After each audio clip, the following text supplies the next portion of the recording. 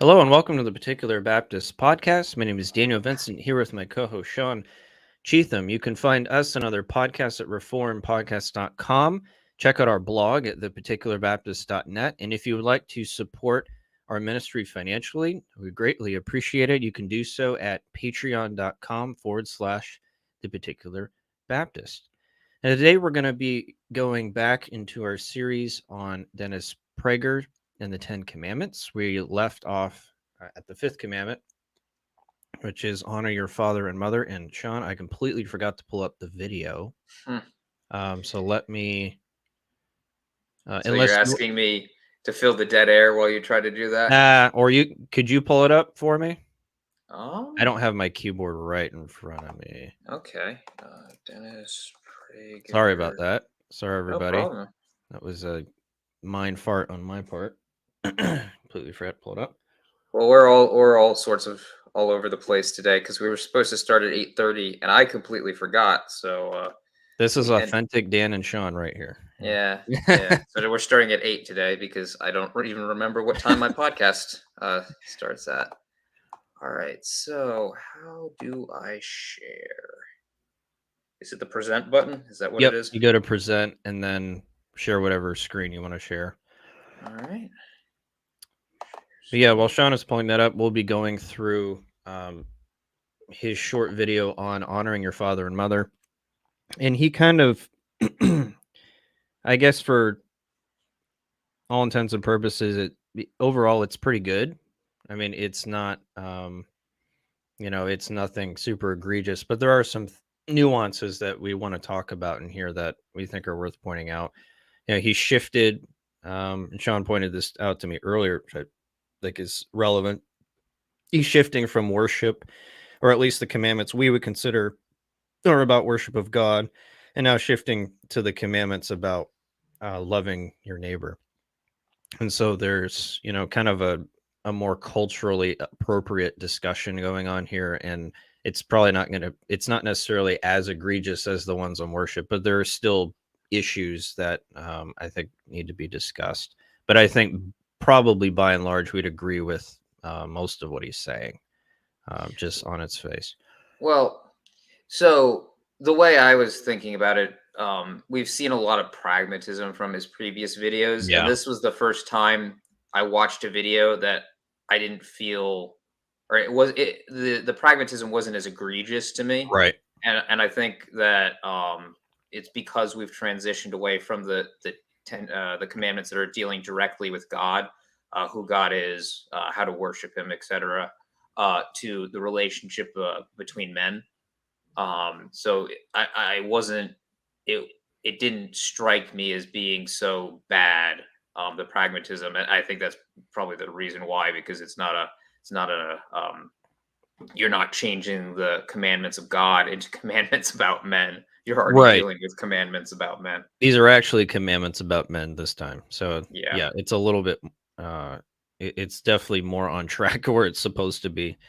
But yeah, still some problems. So I guess before we dive into the video, just give a very brief positive presentation of the fifth commandment. And then that can be used to contrast what we'll find if there are any issues in Prager's understanding of the fifth commandment. So the Heidelberg Catechism, question in answer 104, says this: what is God's will for you in the fifth commandment? Answer: that I honor, love, and be loyal to my father and mother and all those in authority over me, that I submit myself to proper obedience to all their good teaching and discipline, and also that I be patient in their failings, for through them God chooses to rule over us. So that's kind of an overview, at least how the Heidelberg gives. I didn't check the Baptist Catechism, but I can't imagine it's that much different. Or an Orthodox Catechism by Collins. It's probably very much the same. One thing I will note: I know that historically the Fifth Commandment tends to be extended to all authority, not just honoring your father and mother. Personally, I'm not necessarily convinced that it extends to that. I'm willing to be convinced otherwise, but I think, for our purposes today and generally speaking, it's talking about honoring your father and mother And again, I'd be willing to be convinced otherwise, but I've never really understood where that extension comes from. But Well, we might have to have a yeah, discussion about that we then. might have a discussion. Maybe this will spin off into that a little bit. But again, I'm willing to be convinced. I just don't see that right now. But at the very least, we're to honor and obey our parents. We're to love our parents. We're not to treat them disrespectfully. We're to obey our parents. As submissive children. And we see this commandment reiterated in other places in the Old Testament, and even in the New Testament, like in Ephesians. I believe it's Ephesians chapter 5. That's one place that we see Paul commanding children in the church to obey and submit to their parents, and parents are to raise their children in the fear and admonition of the Lord. It's kind of interesting. Paul doesn't overemphasize one relationship over the other, like in marriage. Husbands are to love their wives, and wives are to submit to their husbands. There's a give and take here. It's not just the husband is lording over the wife and the wife is to submit, but the husband is to rule with love. There's a balance that's given here. So children are to submit to their parents, but parents are also to raise their children in the fear and admonition of the Lord. It's not just a tyrannical rule where they treat their children unjustly. Um, Early on in the scriptures, we do see that there is a sense where children do come out from under the headship of their parents, at the very least when they leave the home. But I would say more specifically when marriage is brought into the picture. We see Genesis 2:24, Matthew 19:5, Mark 10:7, where you see this leaving of parents and clinging to your spouse. So there is this moving away from parental headship to, if you're a female, you're moving under the headship of your husband, and he's now ruling over you to some extent. So the authority structure begins to change. We see disobedient children were severely punished. You can see in Leviticus 20, verse 9, Deuteronomy 21:18, 27:16, and sometimes even to the point of death for very disobedient children who were refusing to repent. If you look at Leviticus 20, verse 9, for anyone who curses his father or his mother shall surely be put to death. He has cursed his father or mother, his blood is upon him. And this isn't just any cursing. This isn't just any kind of disobedience. This is somebody who's just, they've been disciplined, they've been reprimanded, but no matter what is done, this child just does not listen to their parents. And you can see this fleshed out more in Deuteronomy 21, verses 18 through 21. It says, if a man has a stubborn and rebellious son who will not obey the voice of his father or the voice of his mother, and though they discipline him, will not listen to them, then his father and his mother shall take hold of him and bring him out to the elders of his city at the gate of the place where he lives, and they shall say to the elders of his city, our son is stubborn and rebellious, he will not obey our voice, he is a glutton and a drunkard. Then all the men of the city shall stone him to death with stones, so you shall purge the evil from your midst, and all Israel shall hear and fear. So this is a son who's just living wild. He has no regard for authority. He has no regard for his parents. He's just living in constant disobedience. This is a very, very rebellious son. So someone who continuously does this is to be put to death. We don't believe that this judicial law applies to us today, but I think the principle we can take from it is that it's serious to obey our parents and to honor them. It's not something to be taken lightly, uh, given these circumstances surrounding this commandment here. And we even Yeah. see Jesus upholding this commandment, like in Matthew 15, as well. So it's not just an Old Testament ordinance. Go ahead, Chuck. I was gonna say, at the very least, it would be grounds for excommunication from the church, right? It's interesting that it says that the son was a drunkard, so clearly this is Right. someone that was old enough to be acting like that, and yet still under the auspices of their parents. So apparently, just like in the modern era, it's a son that was grown and potentially should have been out of the house, but was still living there. Not that there's necessarily a problem with that. I lived in my parents' house after graduating college, but interesting there. But anyway, if that person was a member of the church, that would be ground. If it's worthy of the death penalty in the old covenant system, it's certainly worthy of excommunication. Then. Oh yeah, yeah. The principle you can gather here too is being put outside the covenant community. In this case, it would be through death, but either way, there's a excommunication outside of the covenant community. You are cursed, right? So in the New Testament context, that would be through church discipline. Somebody who's living in unrepentant sin, you go through the Matthew 18 model, they're confronted in the proper way and they refuse to repent. That would be where they would be put out of the covenant community. So that could include someone who claims the name of Christ and they're not being obedient to their parents in the proper way, and they are, unrepentant in it. Then they should be put out of the church after going through the proper process laid out in Scripture on how those issues are to be handled.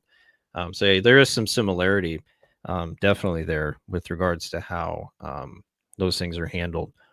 But the commandment to honor your parents, Jesus brings us up in Matthew 15, at least. There's probably other places, but he's using this in reference to how the Pharisees were exchanging the commandments of God for their own traditions. And he brings up the fifth commandment to honor your father and mother. They had apparently come up with some kind of tradition that usurped that commandment. I think I don't have the passage in front of me, but if I remember correctly, it had to do with they gave an exception to where you didn't have to honor your father and mother, and it wasn't a legitimate exception. It wasn't like they were telling you to do something sinful. I think it was a loophole to get around taking care of your parents in some way. Yeah, it was called the Korban rule, and The Korban rule, essentially, yeah. yeah, essentially, you could promise your wealth to the temple. Essentially, say when I die, my wealth, my any money that I have will go to the temple. It will be donated to the temple. But you could take it back at any time. There wasn't any obligation to follow through with it. So what people were doing apparently was, um, rather than supporting their parents, they'd say, "Oh, I dedicate my money to the temple," so they didn't have to spend the money on taking care of their elderly parents. And then once the parents were dead, they're like, "Oh, I don't. I'm not going to give the money to the temple." So it was a way of getting around actually having to provide for their A parents, very and thus clever obviously, loophole, but yeah. but Well, the certainly devious. Pharisees, yeah, the Pharisees seem to have been very adept at Oh yeah. um, getting around the substance of the law, because obviously the substance of the law is you shall honor your mother and father, and not wanting to take care of them, wanting to keep the money for yourself is most certainly not honoring them. Oh yeah. Oh yeah. All right. But yeah, we see this commandment reiterated in the New Testament. And Jesus, continuously upholds the principles of the law in the New Testament. I mean, the Beatitudes, I think, are a perfect example of that. He's not creating any new rules. He's just saying what the old rules really meant. And here's how they Hmm. apply to kingdom life. And the religious leaders have twisted what they really mean. You have heard that it was said, blah, blah, blah. And then he's laying out what the law really means, like with adultery. The Pharisees thought that, oh yeah, as long as I don't commit the act of adultery, I'm okay. Yeah, I can lust, I can have wicked thoughts in my mind, but I'm, I'm technically not committing adultery. And Jesus is extending, not really extending, but saying that the commandment applies to the heart issue as well, which is, a wanton heart instead of being faithful to your spouse. So the substance of the law is being applied while uh, the Pharisees were trying to get around the technicality of it. All right. Well, I guess we can go ahead and dive into the video. So I will pop up here. There we go. All right. Let me know when you want to stop. Okay. Of the Ten Commandments reads, honor your father and your mother. This commandment is so important that it is one of the only commandments in the entire Bible that gives a reason for observing it, that your days may be long in the land that the Lord your God is giving you. Many people read that part of the fifth commandment as a reward. But while it may be regarded as a reward, the fact remains that it is a reason. If you build a society in which children honor their parents, your society will long survive. Can you pause And it? the corollary Sure. is a society. So I think that's very accurate. You know, the family structure is certainly a bedrock of a healthy society. I mean, you see what's happening today with the breaking down of the nuclear family. We don't have the creation order, the created order being implemented in some places. It's being rejected. You have people who are confused about their genders, and you have man and man and woman marrying each other or cohabitating together. And you see this breakdown of the family structure. Um, and I mean, obviously, that's going to have implications for procreation, you know, the carrying on of society, and just the biblical mandate of having a balanced society. I mean, male and female balance each other out in marriage. They have their different weaknesses and strengths, and they help to complement each other. That's how God designed it. And when you start to break that down on a massive scale, now you're going to start to break down some of those foundations of society. So, just from a very practical standpoint, I think he's very accurate here, and I think you can draw this principle biblically. Yeah, no, I 100% agree. It was at this around this time in the video that I was really thinking like, well, that's a pragmatic way to look at it, but like it's also very correct. Which is what I came to the determination like, oh well, I guess I'm not nearly as bothered about his pragmatism this time because it is correct. God's commandments, there obviously there's a moral character to them, and I do think he neglects the moral character in the rest of the video, but um they're based on the nature of things, right? Hmm. It's the nature of things that we should honor our father and mother because because it will go well for us. That's Yeah. just the nature of things, the way that God has designed things. So yes, I absolutely agree that when you don't honor your father and mother, the society will go with it. What you're essentially saying is, or in a lot of cases, what you're saying is, I, the child, know better, right? I'm not going to defer to the wisdom of my parents. I, the child, know better than them, which is foolishness. Children don't have as much experience as their Right. parents, and to say, "Well, of course I know better," is it's foolishness, and that's the kind of mentality that's going to destroy a civilization. That is focused on, well, of course the children know better. No, wisdom is a good thing that we should look up to. And though we might not understand it, we should respect the opinions of those that are over us, of our father and mother, unless it is overtly contradicted by what God says. Yeah, I mean, I think a perfect example of what you're saying, Sean, is you look in entertainment today, like in sitcoms, Yeah. especially the dad, more the dad than the mom, is made out to be a bumbling fool. Um, I mean, I'll give an example. You look at a show like The Simpsons, right? And Homer Simpson is this lazy, um, this lazy, apathetic dad, while the mom is wearing the pants in the family. Marge, she's carrying on the family, making sure the family's staying together, making sure Homer actually does what he's supposed to do, and then the kids tend to be smarter than sometimes both the parents. You know, so you see even in like entertainment, this family structure is turned on its head. The kids are smarter Hmm. than the parents. They usually win the day. The parents just get along because the kids happen to do whatever it is they were supposed to do. Um, and that's very, I mean, that's very problematic. And I think you see that too with a lot of the neglect of history today, right? We don't want to learn from the past and those who came before us. We know better, and we're going to figure everything out. That doesn't mean that necessarily everything taught in the past is good and that we should just automatically absorb everything that happened in the past. We should look at the past with a critical eye, and we should, to some extent, look at our elders with a critical eye, because they're people and they're sinners and they can say things that are wrong. But we shouldn't just be quick to, as younger people, to just neglect the wisdom of those who are older simply because we think we know better. I mean, that if you're not going to learn from the past or learn from those who have actually maybe done the thing that you're trying to do, then we're going to be in trouble. But I think our society tends to paint the family as the dad isn't the leader, the wife is really the one who leads the family, and the kids are smarter than both of them combined. Hmm. And that's just not the biblical model that we see. No, no, it's not. It's absolutely inverted, just like you said. All All right. right. In which children do not honor their parents is doomed to self-destruction. In our time, this connection between honoring parents and maintaining civilization is not widely recognized.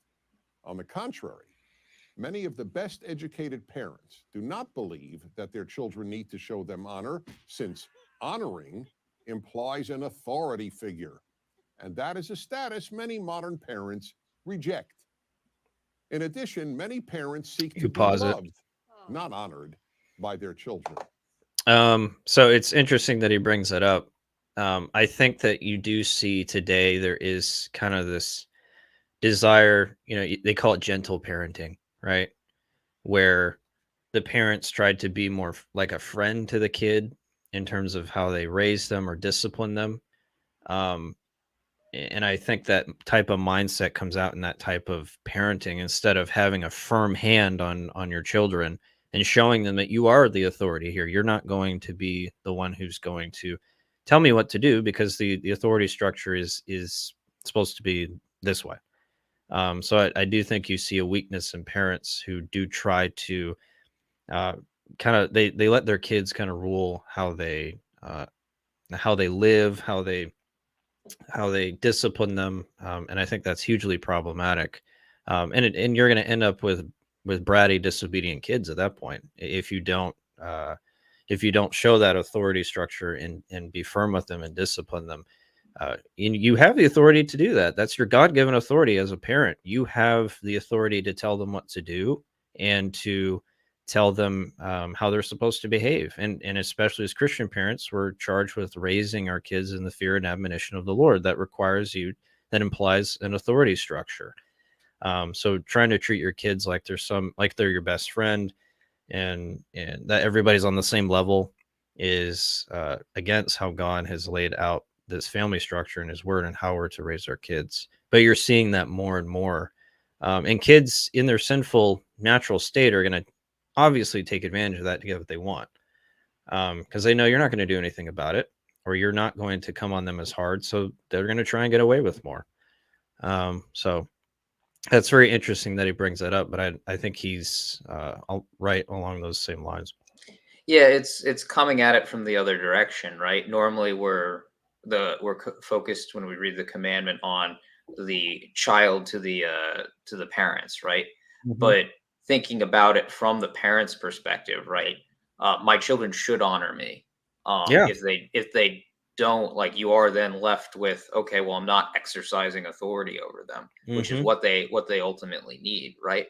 If I'm treating them as a friend, or like, oh well, I don't want them to be mad at me, Right. so I'm not gonna do anything. Well, on it, whether they're mad at you or not, you still need to do it. You do need to Right. exercise authority. They need structure. They need discipline, right? So yeah, the sort of the converse, or the flip is true, that it degrades the parents' authority. It's not merely like, oh well, I've dishonored my parents, so the sin is on me. When the parents aren't um, acting as if they should be honored differently than other people, it's corroding their ability to raise their children correctly. Yeah, and those kids are going to take that and and manipulate you to as much as they can, because kids are sinners and they want what they want, and they're going to try and get what they want in spite of you, typically, unless you come down and make sure that they understand who is in charge. Hmm. Yet neither the Ten Commandments nor the Bible elsewhere commands us to love our parents. This is particularly striking, given that the Bible commands us to love our neighbor, to love God, and to love the stranger. The Bible understands that there will always be individuals who, for whatever reason, do not love a parent. You can pause it here. Yeah. So he kind of, I feel like he makes this weird distinction between loving your parents and loving your neighbor. And he says that there's no other commandment that tells us to love our families. This is where we as Reformed people believe in good and necessary consequence. You know, if a passage says something, it may have necessary implications that we can draw from it. But I think this distinction between loving your neighbor and loving your parent aren't different. They're really the same. Honoring your parents is really just an implication of loving your neighbor. And we know that loving your neighbor is a universal commandment. We can see this just from the Old Testament, let alone, I mean, you can see this clearly from the New, but we're kind of coming down to his level because of his Jewish background, so we're using the Old Testament. But if you look at Leviticus 19:17 through 18, you shall not hate your neighbor in your heart, but you shall reason frankly with your neighbor, lest you incur sin because of him. You shall not take vengeance or bear a grudge against the sons of your own people, but you shall love your neighbor as yourself. I am the Lord. So this is the general principle of loving your neighbor as yourself. But Leviticus 19 kind of breaks down what that looks like in practical ways. And we know that, like from verses 8 to 18, in these 10 verses, there are precepts that have to do with how we treat our neighbor. So we're not cheating our neighbor. We're not stealing from our neighbor. We're not being unjust to him. But this doesn't just apply to the people of the covenant community. It's also to the stranger, the sojourner. The sojourner had rights too. He was not to be left without food, right? So in the harvest, if there were scraps left over, it went to I think it was the poor, but also the sojourner had the right to pick up any scraps that were there. So if you didn't do that, you were technically robbing your neighbor, right? Thou shalt not steal. They're robbing your neighbor of the right to be able to pick up that food, or really robbing him of the food that he was rightfully entitled to. So you would be stealing from your neighbor at that point. So this doesn't just apply to the covenant community. And then explicitly in Leviticus 19:33 through 34, in the same chapter, it says, when a stranger sojourns with you in your land, you shall do him no wrong. You shall treat the stranger who sojourns with you as the native among you, and you shall love him as yourself, for you were strangers in the land of Egypt. I am the Lord your God. So any of the commandments about loving your neighbor that are talking about the covenant community, they also apply to the stranger. So this is not just those to whom you're close with. This is anybody who you're interacting with. Essentially, you're to treat with dignity and respect and love.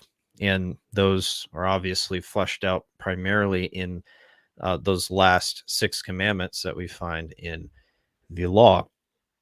And they're to do so because they were strangers too. They're to remember how they were treated. They were strangers in the land of Egypt, and they were able to be taken care of. So they're to kind of sympathize with the one who's traveling in a different land. The Israelites were in a strange land in Egypt, and they were to remember those circumstances, and they're to have sympathy, pity upon the sojourner who's traveling among them, and they're to treat them justly. And then we see this principle being carried over. Matthew 5:43 through 48.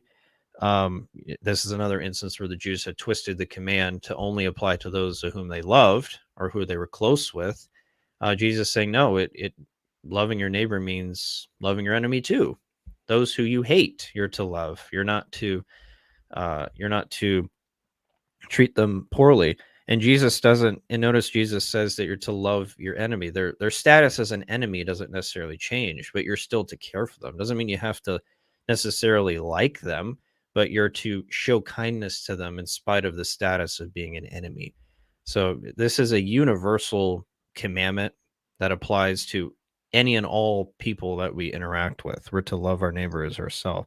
So when Prager makes this seeming apparent distinction between loving your neighbor and honoring your parents, I think it's easy to see that we can see the fifth commandment as being an implication of loving your neighbor, and loving your family in general is just another principle of loving your neighbor. All of these things fall into this boundary of loving your neighbor, as exemplified with the principles and commands in the Decalogue. So I think that's a very weird place to a very weird distinction to make. Hmm. The only thing I'll add is this is the underpinning, right? This idea that loving your neighbor is universal is the underpinning of Jesus' parable of the Good Samaritan, right? Yeah. Um, you have the Samaritan, who Samaritans live in a different country than the Jews. They're sort of related, but the Samaritans had an influx of non-Jewish people that are married into them, so they're not quite related, right? And the Samaritan's traveling and notices the Israelite lying dead on the road, or not half dead on the road, and helps him and makes sure that he's nursed back to health. And Jesus says, basically asks who was the neighbor to this person, and it's, well, it's the Samaritan was, right? The Samaritan was acting as a neighbor to this person, even though he just saw him on the side of the road. It's not like they physically lived next to each other or anything. So yes, loving your neighbor as yourself really does apply to the people you encounter in your life. It's not limited to, okay, well, it's the person that lives in the house next door to me and no other. It is a more of a universal principle, and definitely I would say applies to your parents. They live close to you, so I would think it would even count for that reason. But Yeah, they're some of the closest people that you'll know. I mean, they birthed you, so you can't really get too much closer than that. yep. All right, I'll pull up the video here. And what may be psychologically or emotionally impossible. But it does demand that we show honor to our parents. And it makes this That's actually a very important point, which I think he undermines later. That he's not necessarily saying that you need to generate feelings that aren't appropriate, but that you need to honor your parents, right?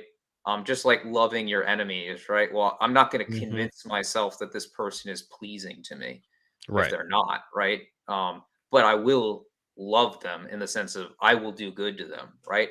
So even if I have abusive parents, I will show them the honor that is still due to them by their status of being my parents. Doesn't mean that, like, well, okay, well, because they're my parents, I still have to live under the same roof as them if they're abusive or whatever. But I will still show honor in the way that I talk about them, right? I will still Mhm. show honor to them insofar as it doesn't put me in any danger or doesn't cause me to sin. So I do actually think that's an important distinction there. Yeah, where it goes back to that principle, we don't have to like them necessarily. And that's how Jesus lays out, or the scriptures lay out love. It's always through action. It's not through how I feel or how Hmm. my disposition towards somebody. It's always based on the action that I give. So I can absolutely not like somebody. They might be the most belligerent person in the world, but I can still be kind to you. I can still do things that show that I'm not trying to seek ill will to you, even if I don't particularly like you.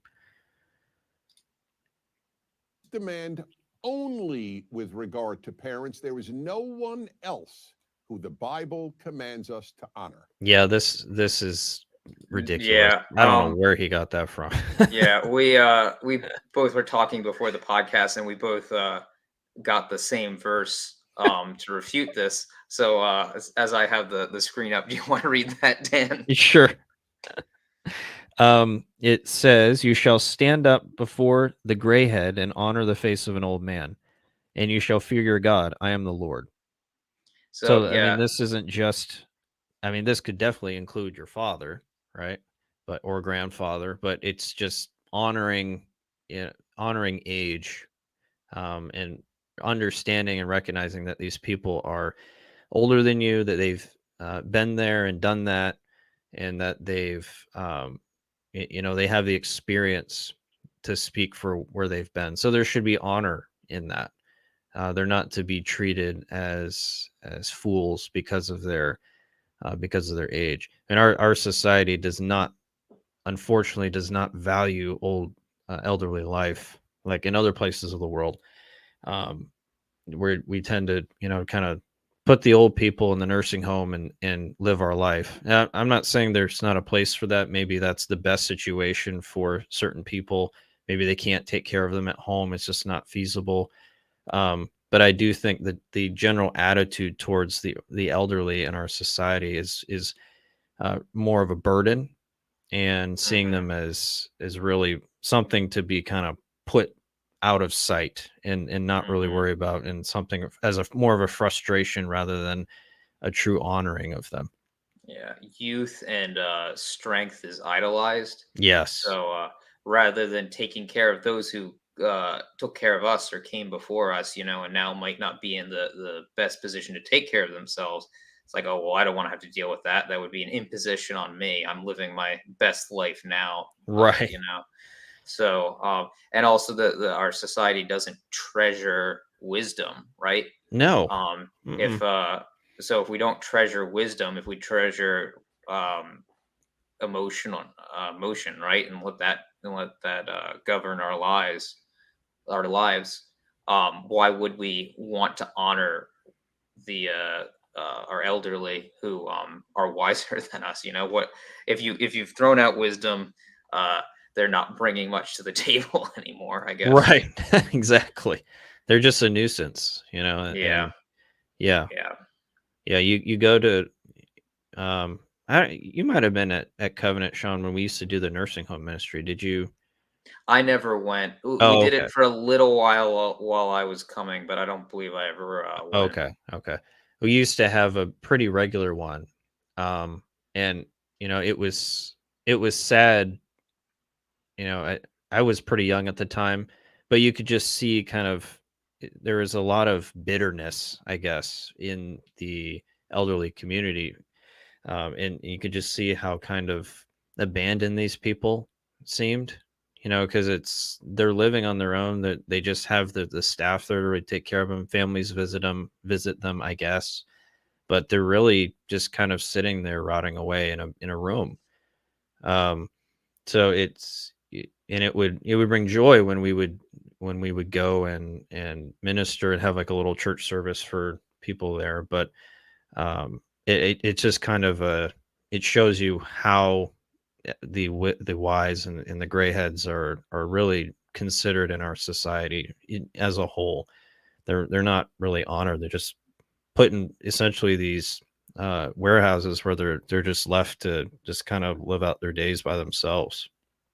And so it is really sad. But yeah, that's very much contrary to what we see in scripture in terms of how people are to be treated. For those who have come before us, who have taken care of us, and maybe have a lot of wisdom to provide for us today. Our Mhm. society does not like I said, we don't like to learn from the past. We're just concerned about really where we are now. In the past, that's traditional, that's archaic, that's ancient. It's not relevant anymore. What could they have possibly Yeah, known? what They could they didn't have have the possibly internet. known? Yeah, we have the internet. They didn't. They wouldn't have known anything better than us at all. I mean, good grief. No.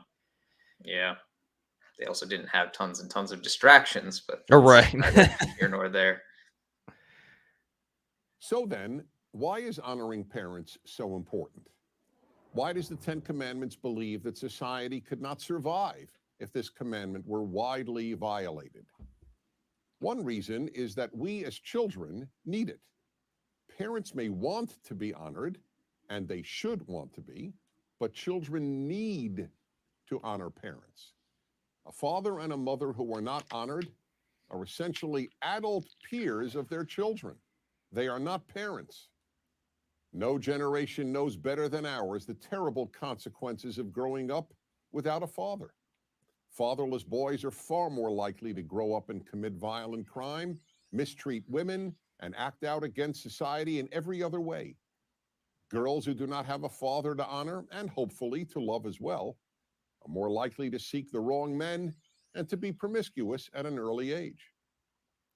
Second, honoring parents is how nearly all of us come to recognize that there is a moral authority above us to whom we are morally accountable. And without this, we cannot create or maintain a moral society. Of course, for the Ten Commandments, the ultimate moral authority is God, who is therefore higher than even our parents. But it is very difficult to come to honor God without having had a parent, especially a father, to honor. So there is a lot of truth in this section here. I do think that uh honoring God is implicit in the commandment here. Hmm. Um, and this might get into our discussion of what is the extension of this commandment, right? Because this commandment rests on the bedrock of you should honor those that are in authority over you and honor those that have provided for you. And because you have that core there, I think that applies to other aspects of life, um, not just to parents. Although I'm not quite sure what to make of his point here. It is very difficult to come to honor God without having had a parent to honor. I don't know. I Do you have mean any that, thoughts yeah, I about think that? that's a bit of a stretch. I mean, there's Yeah. probably plenty of parentless kids who came to know the Lord in some Well, way, shape, or form, or well, understand that authority structure. yeah. Well, let me put it this way. I would say that it's impossible to come to honor God without having a parent to honor. But with God, all things are possible, right? It's a matter of God regenerating the heart. So, I mean, in one sense, like maybe it does make it harder, but I don't know. It's not a thing I ever would have come to the conclusion about. I don't think. Right. It's another one of those odd things that Prager will say, and you're just kind of like, what? How does that play Hmm. into the broader picture of what we're discussing here? Yeah, and I guess I will start to talk about the pragmatism here a little bit Mm, because it is still very focused on how it benefits the parents and the children. There's not so much the moral component of, well, they're worthy of it, right? They're worthy of it. So regardless of even if it were to benefit you or not, you should still do it. right. As their status of parent, they're worthy of your honor. And Yep. that's not really brought up Regardless during of this at all. whatever the consequences might be. Yeah, yeah, exactly. It's all about just how it benefits or might hurt people. It's not about the morality of the situation completely. Obviously, hurting people is a moral issue, but in terms of just the nature of it, it's not Right. really discussed. Sigmund Freud, the father of psychiatry and an atheist, theorized that one's attitude towards one's father largely shaped one's attitude toward God. There's one more reason why So that's I'm not necessarily inclined to listen to Sigmund Freud right out of the bat. Not necessarily saying that he's wrong about everything, but I don't knowledge of God, right, comes it's Natural independent. revelation. Yeah, it's independent. The witness of God in us is independent of our father and mother. Now that does shape our knowledge, um, Yes. but it is independent of that. So I'm not. I don't know. Like I wouldn't want to put it nearly as strongly as that quote put it. Right. That like, oh, how we think of our father think makes uh shapes how we think of God. There are plenty of atheists who I'm sure love their father, at least in an earthly sense, right, and hate God. So I don't know that I would want to make it as strong of a connection as Freud does there. It's Yeah. way too How simplistic. we Yeah, we understand that God exists and that we're to obey God apart from whether you have a father or not. It's just in creation. I mean, the Romans 1 natural revelation tells us there's a God and that and that he's greater and that he demands worship, not just that he Hmm. exists. So there's already a moral component built in that we see in creation. And I guess maybe you could argue from, the scriptures talk about eternity is in the hearts of men. Um, but I think that is just illuminated by what we see around us. We see the creation that God has made, and it demands that we worship Him. And so there's already a moral authority or an authority structure that we see independent of Father. But I do think that kind of a father figure on earth is somewhat of a reflection of what we see in terms of kind of that authority structure that we see as God the Father. Now, I'm not talking Hmm. about this foolish teaching of subordination of the Son as it relates to the Father, and there's some kind of you know one-to-one comparison in marriage or in life as it relates to the Trinity. I'm not saying that, but God is our Father, and there is, by with us being so by adoption, and there is an authority structure there by virtue of God just being who He is, and being the Creator and demanding worship Hmm. of His creatures. So we're going to see that independence there, regardless of who our Father is or if we had one or not. And that's quite a charge that actually ends up being laid on fathers, right? In some Yeah, way, you are representing God in your actions, right? So that's a in some regards a fearful thing, because we don't want to misrepresent God or bring reproach upon God hmm in how we live. But at the same time, if we do it, if we're doing that role, that would be worthy of respect and honor, right? Which just goes right back to the commandment there. And um, the culture wouldn't necessarily recognize that, right? That, fathers are in some regard representing God, and therefore worthy of an honor in that, in their doing of that. But yeah, no, the culture wouldn't recognize it, even though it's true, and that's why we should obey God's commands, even if we haven't thought through all the implications of it yet. right. Honoring parents is fundamental to a good society. Honoring parents is the best antidote to totalitarianism. One of the first things totalitarian movements seek to do is to break the child-parent bond. A child's allegiance is shifted from parents to the state. Even in democratic societies, the larger the state becomes, the more it usurps the parental role. Finally, there are many ways You to can honor pause it there. parents. The general rule is this. I think that there is some truth to that. I don't know if I'd say it's the antidote to a totalitarian society. That might be a bit of an exaggeration, but I get his point in that you do see the state trying to usurp the parental role in some ways. I think the primary place you see this is in education. While I'm personally not necessarily against public school as a principle, I do think that you do tend to see in public schools this uh, push towards these children having some sort of independent mindset from their parents. We're going to make decisions for your kids, regardless of what the parents think. We're going to teach them what we want. We're going to try to convince them that a certain ideology is correct, even if the parents don't necessarily agree with that for their particular kids. So there is that tension there. I think in reality that you do see in the public school system, where they try to indoctrinate your kids with whatever teaching they have, whether good or bad.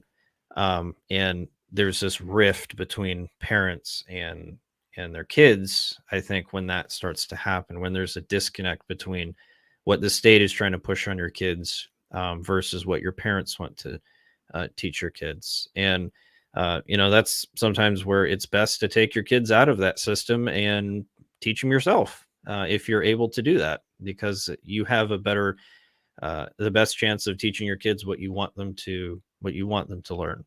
And for Christian parents, primarily that's biblical things. Um, and you're wanting them to understand these practical concepts from a biblical perspective. Not that we're trying to create some kind of Christian subculture or monastic society where we disconnect from the culture completely, but there has to be caution involved in how our kids are being influenced by the state, because that state will try to play the daddy role wherever it can. It tries to. We see this not just with our kids, but in adults too. We got to have a program for every single aspect of our lives. Kind of, we got to have something for medical. We got to have something for taxes. We got to have something for retirement. We have to be involved in literally everything that somebody does. So you do see, if they're going to do that with adults, why are they not going to try and do that with our kids as well? Going back to the education thing, it's very clear that God has charged parents with the responsibility of educating their children, right? Um, Train up a child in the way he shall go; he shall not soon depart it.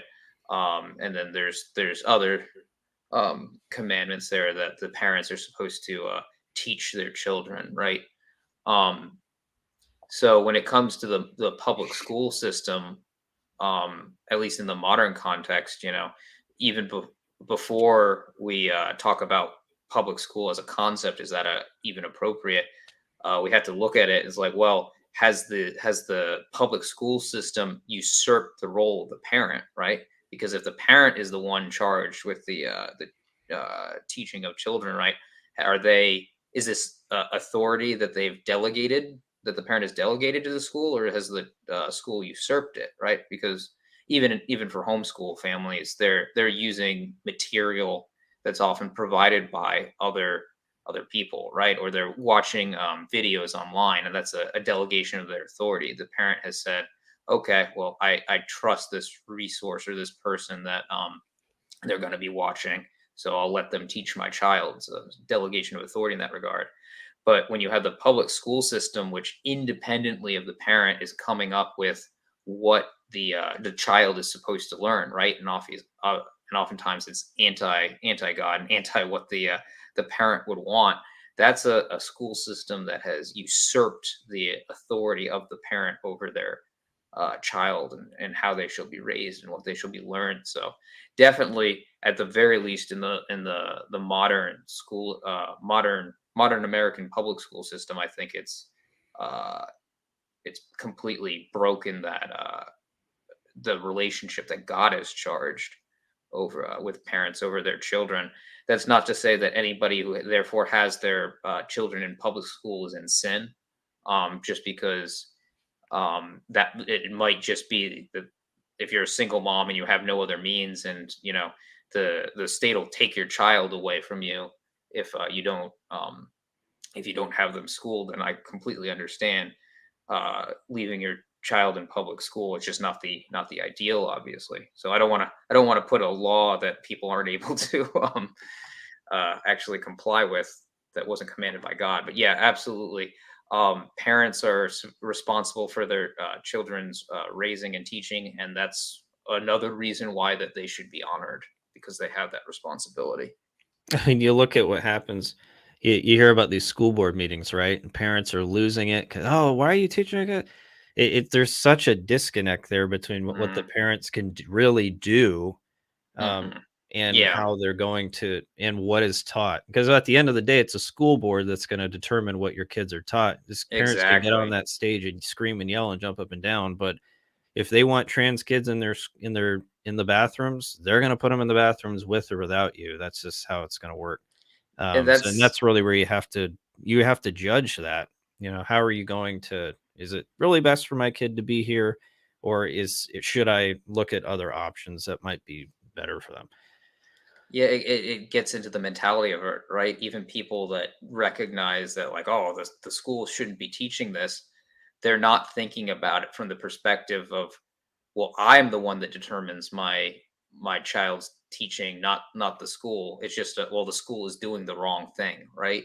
So let's change the school system, what they teach, as opposed to sitting back and thinking about, are they even operating with an authority that they should have. Now obviously there are plenty of parents that do recognize that that's not the right way, but I at least have picked up with some people that they're not even still thinking about it quite right. And I think some of that just comes from, well, you have both parents working. Mm, Oh, the yeah. both parents are chasing their careers. The mom is a CEO and the dad is a VP, and they can't they're off doing their own thing, and their focus is not really on their family.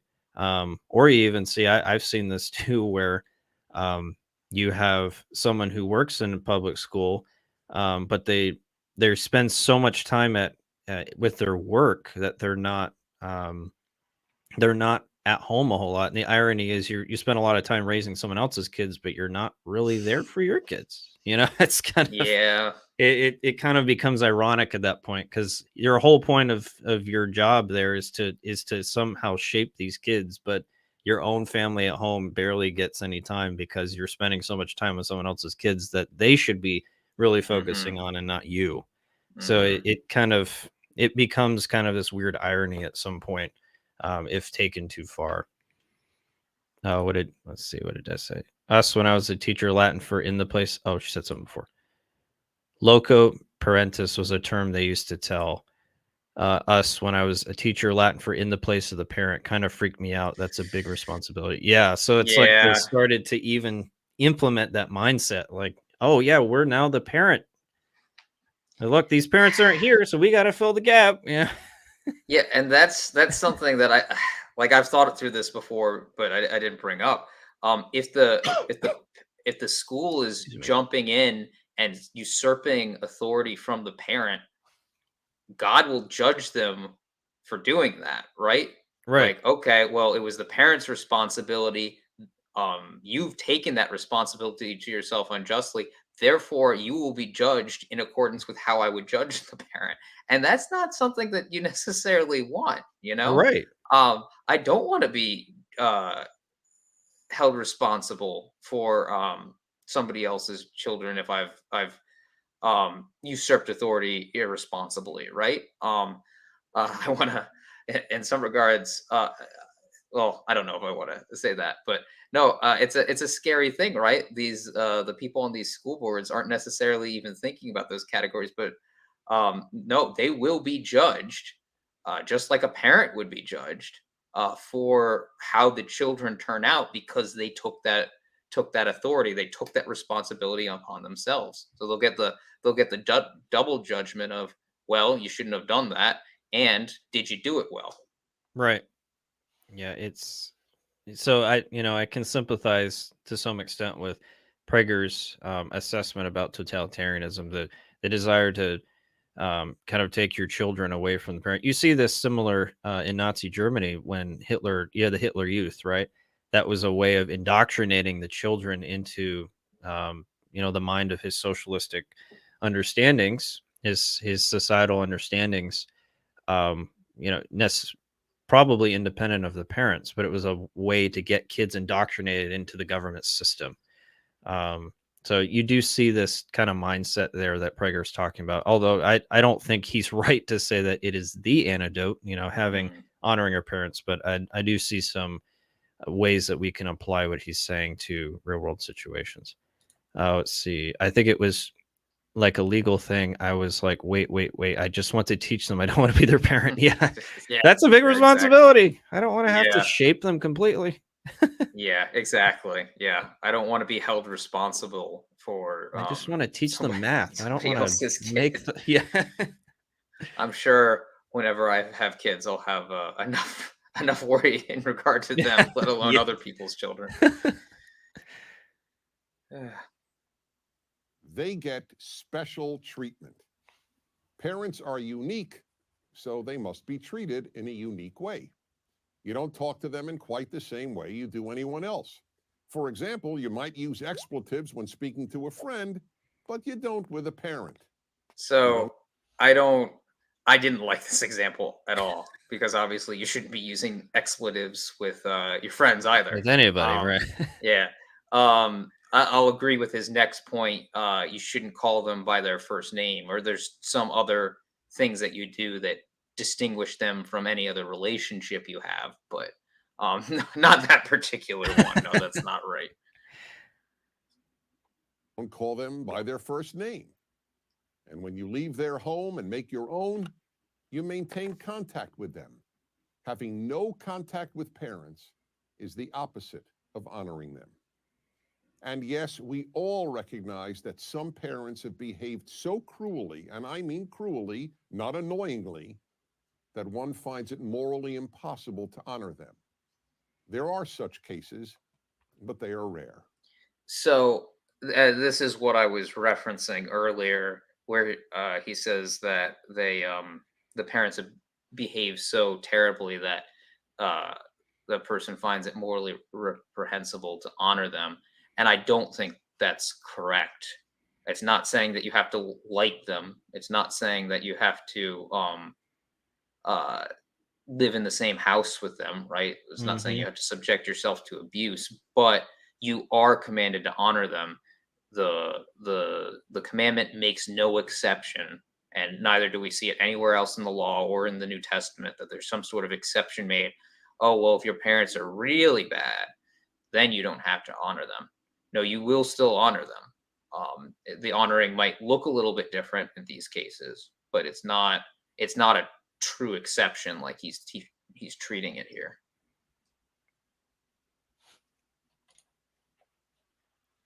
And remember this, if your children see you honor your parents, no matter how difficult it may sometimes be, the chances are far greater that they will honor you. I'm Dennis Prager. Join Prager University. Subscribe. All right. Yeah, I think that last point is very true. Just definitely more pragmatic, but I think Hmm. still applicable. If you treat your kids cruelly, obviously they're probably not going to like you very much later on, just because they're just going to have terrible thoughts about you. If you're just cruel to them, they're probably going to be cruel to you, and you've already shaped their mindset of what a parent looks like, and they might take that out on their own kids. Hey, my parents treated me this way, and this is how I view this is how I view parents and what parenting looks like. So I'm going to take that out on my kid because that's what I was raised on. I didn't know any better. Hmm. So it could create this spiral in the other direction too, of further offspring down the road, and then their kid, they take it on to theirs, etc. So how we treat our kids, I think definitely has an impact upon them later, and how we will be treated as well, once we're at that ripe old age. And I think it goes back to the principle of what Jesus said: you to do unto others as you would have them do to you. If you don't want to be treated this way, then we honor our parents. We wouldn't want to be dishonored as an individual, so we should honor our parents, and love them and care for them, regardless of how they treat us. Yeah. Children do learn by example, right? Hmm. So I picked up things that my mother and father did long before I realized that other people did it differently. You Yep. just learn by example. So if you have the example of honoring your parents, even without thinking, the child is going to start behaving in that way, right? Or when they grow up, they'll do the same things because they saw you do it.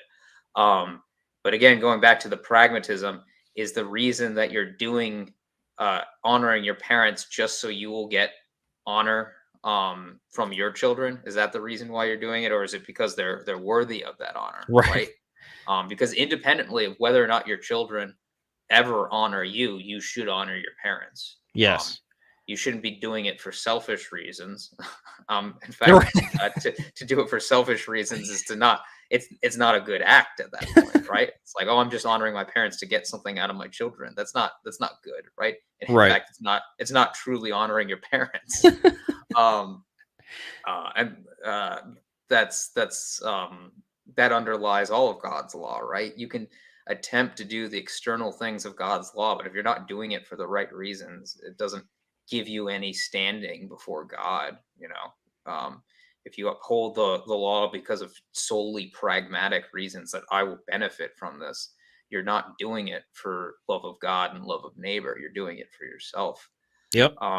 But for any that do realize that they've lived that way, that they've only been living for themselves, keeping the commandments not out of love of God, but just for their own selfish desires, and that grieves them, um, then there is always hope in Jesus Christ, who bore the sins of many, that they would be saved, right? And by believing in Him, you will have His righteousness. So for any that have tried to keep the law but don't keep it. At least don't keep it rightly. Flee to Jesus Christ, and you will be saved. You'll have the righteousness necessary to enter into the presence of the Father. Amen. Amen. All right. Well, that's all we have today. Thanks for joining us. Hopefully, it's been beneficial. And Lord willing, we will be back next week. Thanks for joining.